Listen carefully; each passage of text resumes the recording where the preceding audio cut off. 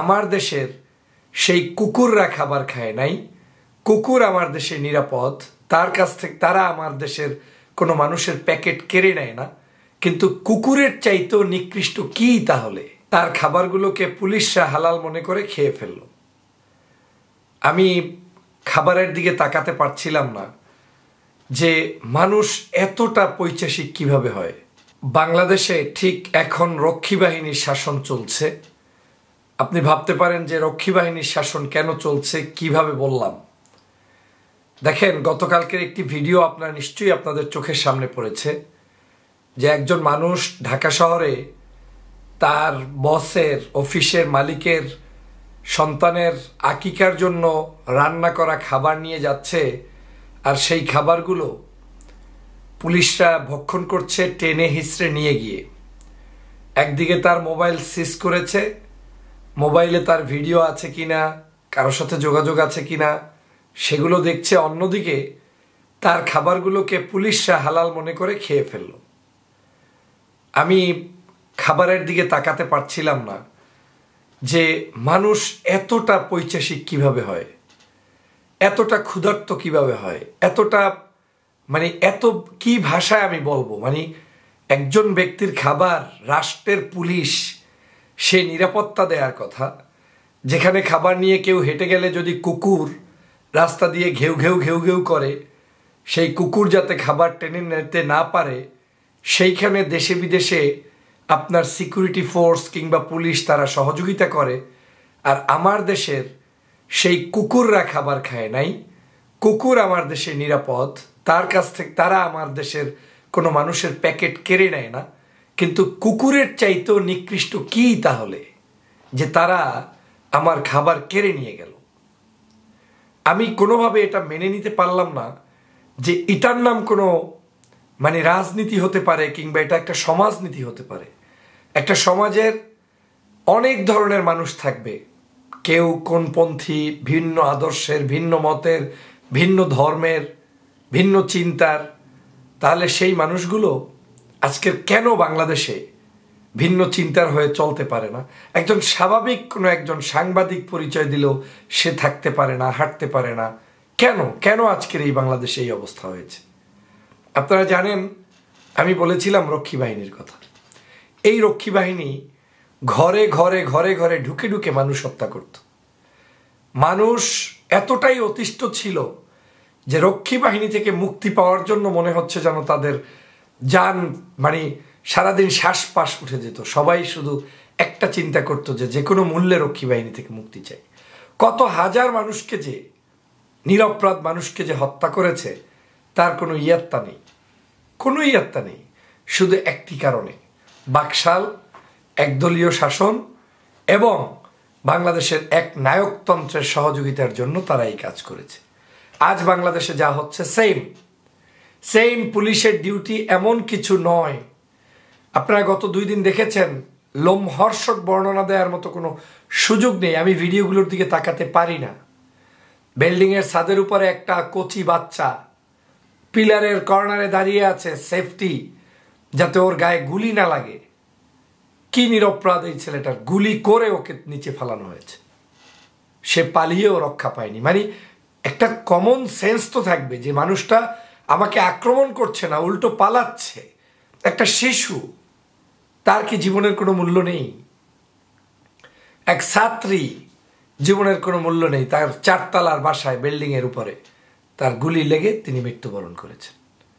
শিশু জানলার পাশে দাঁড়িয়ে আছেন, চোখের ভিতরে গুলি লেগেছে, মাথা ভেদ করে পিছন থেকে বের হয়ে গিয়েছে। এগুলো আমি 100 বছর আগের কোনো গল্প কাহিনী শোনাচ্ছি না। এগুলা মাত্র এই 3 দিন আগের, 4 দিন আগের ঘটে যাওয়া বাংলাদেশের ইতিহাসই আপনাকে শোনাচ্ছি।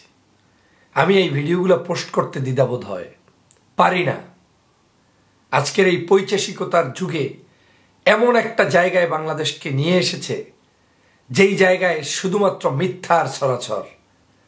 এখন যাকে গুলি করা হয় তাকে গণভবনে ডেকে এনে হাতে চেক ধরিয়ে দেওয়া হয়। তার আমার এই সন্তানের মূল্য হচ্ছে একটা ব্ল্যাঙ্ক চেক। আমি তাকে 1 লাখ টাকার, 5 লাখ টাকার একটা চেক ধরিয়ে দিলাম আর সন্তানকে মেরে ফেললাম। এটা আমার দেশের সভ্যতা? আজকে আমার সন্তানকে মেরে ফেলছে, হসপিটালে গিয়ে ঠ্যাং নাই, পাও নাই, হাত নাই, কাতরাচ্ছে, ঠিক আছে তোমাকে একটা চাকরির ব্যবস্থা করে দেব। মানে আমাকে চিরদিনের জন্য আপনি পঙ্গু করে দিয়ে আমাকেই আবার আপনি ডেকে নিয়ে চাকরি দিচ্ছেন, এটা তামাশা নয়? আমার দেশের মানুষগুলো মারা গিয়েছে, যার লিস্ট সবার আগে হওয়ার কথা, যে বাংলাদেশে গত কয়দিনে সরকার কতজন মানুষ মেরেছে, সেই লিস্ট খবর নেই। এখন পর্যন্ত জনমনে বিচ্ছিন্ন চিন্তা চলছে। কেউ বলছে 1000, কেউ বলছে 1700, কেউ বলছে আবার 200-250। তাহলে কোনটা সত্য?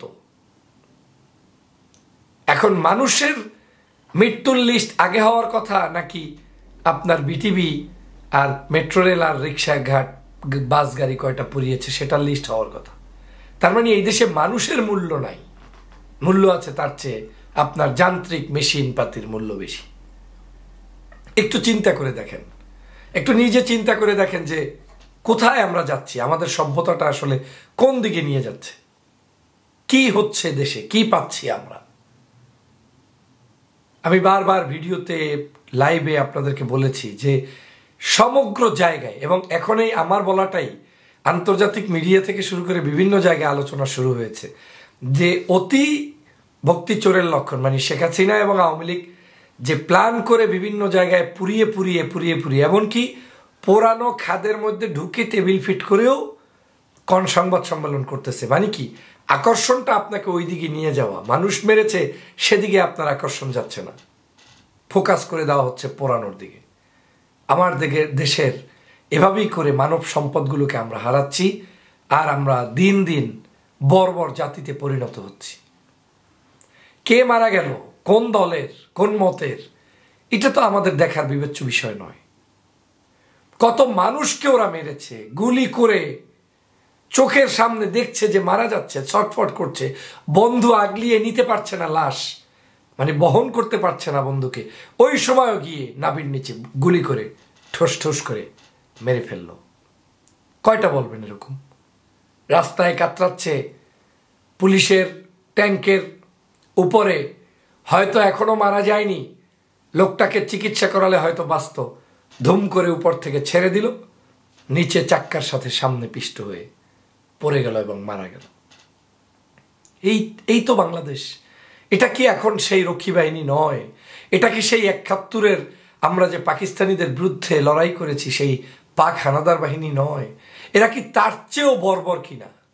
কারণ এই সভ্যতা যদি সেই সময় থাকতো, ইন্টারনেটের যুগ থাকতো, সেই সময় পাকিস্তানিরা এই বর্বরতা চালাতে পারতো না, এবং চালায়নি।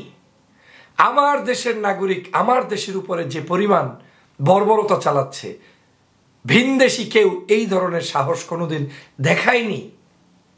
হ্যাঁ, তারা আমাদের উপরে জুলুম করেছে, অত্যাচার করেছে, নির্যাতন করেছে, আমাদেরকে নিপীড়ন করেছে, কিন্তু তারপরেও আমরা দাবি নিয়ে মাঠে থাকতে পারতাম। আমরা আন্দোলন করেছি বিদায়ী তো সফল হয়েছি। আজ তো বাংলাদেশে আন্দোলনই হতে দেয় না। গত 16-17 বছর পর্যন্ত আপনি আপনার ভোটের অধিকার নাই, আপনি আপনার বেঁচে থাকার অধিকার নাই, আপনি আপনার কথা বলার অধিকার নাই। ভেবে দেখেছেন কোন সভ্যতায় আপনি প্রবেশ করেছেন? আমি মনে করি অন্যের কাছে আপনি যতক্ষণ পরাধীন থাকেন, তার চেয়েও বড় কষ্ট নিজের মানুষের কাছে পরাধীন থাকা। অন্যের মানুষকে আপনি সবসময় বুঝতে পারেন যে সে লোক আমার কেউ না, কিন্তু নিজের মানুষের কাছে যখন এরকম ঘটে, তখন নিশ্চয়ই এটা কোনোভাবে মেনে নেওয়া যায় না। আজ যা খুন হচ্ছে, গুম হচ্ছে, সব হচ্ছে বাংলাদেশি নাগরিক কর্তৃক বাংলাদেশি নাগরিককে। কি অদ্ভুত দেশ! অন্ধকারের ভিতরে 7-8 দিন কাটিয়ে গেলেন, টেরও পেলেন না পৃথিবী থেকে বিচ্ছিন্ন একটি রাষ্ট্র যেখানে ইন্টারনেট নাই। কি অদ্ভুত দেশ! আমার ভাইয়েরা কন্টেন্ট ক্রিয়েট করছে, বিভিন্ন ব্যবসা বাণিজ্য করছে অনলাইনে, তাদেরকে এখন ফেসবুক চালাতে দেব কি দেব না রাষ্ট্র সিদ্ধান্ত নিচ্ছে। ইউটিউব টিকটক চালাতে দেবে কি দেবে না রাষ্ট্র সিদ্ধান্ত নিচ্ছে। এই জন্য তো আমরা স্বাধীন করিনি দেশটি। প্রিয় বন্ধুরা আমার, সেজন্য বলছি যে আজ আমরা মানবতা হারিয়ে ফেলেছি। আজ আমাদের প্রত্যেকটা সেক্টর ধ্বংস হয়ে গিয়েছে। আমাদের এই জায়গা থেকে বের হতে হলে সাহসী হতে হবে, আবু সাঈদের মতো বুক পেতে দিতে হবে। দেশপ্রেমিক নাগরিকরাই এই দেশকে রক্ষা করবে। আমার বিশ্বাস আপনারা সবাই এগিয়ে আসলে বাংলাদেশ অচিরেই ফেসিবাদ শেখ হাসিনার হাত থেকে মুক্তি পাবে।